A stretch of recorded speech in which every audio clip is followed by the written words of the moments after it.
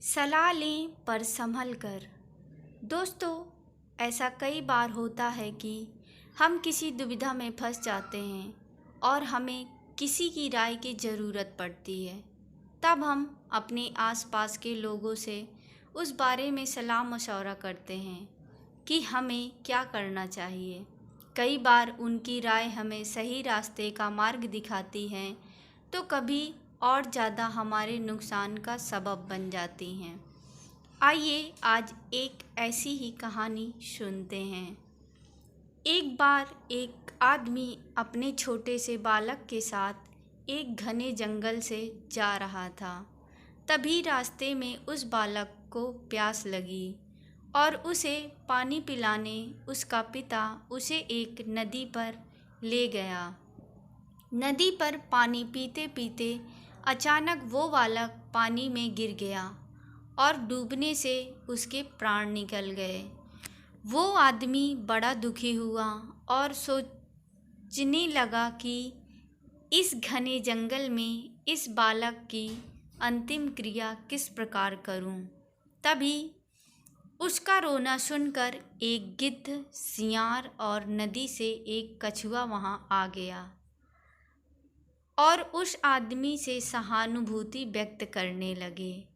आदमी की परेशानी जानकर सब अपनी अपनी सलाह देने लगे। सियार ने लार टपकाते हुए कहा, ऐसा करो, इस बालक के शरीर को इस जंगल में ही किसी चट्टान के ऊपर छोड़ जाओ। धरती माता इसका उद्धार कर देंगी। तभी गिद्ध अपनी खुशी छुपाते हुए बोला, नहीं, धरती पर तो इसको जानवर खा जाएंगे। ऐसा करो, इसे किसी वृक्ष के ऊपर डाल दो ताकि सूरज की गर्मी से इसकी अंतिम गति अच्छी हो जाएगी। उन दोनों की बातें सुनकर कछुआ भी अपनी भूख को छुपाते हुए बोला, नहीं, आप इन दोनों की बातों में मत आओ। इस बालक की जान पानी में गई है, इसीलिए आप इसे नदी में ही बहा दो।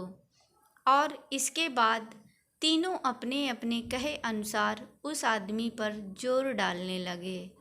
तब उस आदमी ने अपने विवेक का सहारा लिया और उन तीनों से कहा, तुम तीनों की सहानुभूति भरी सलाह में मुझे तुम्हारे स्वार्थ की गंध आ रही है।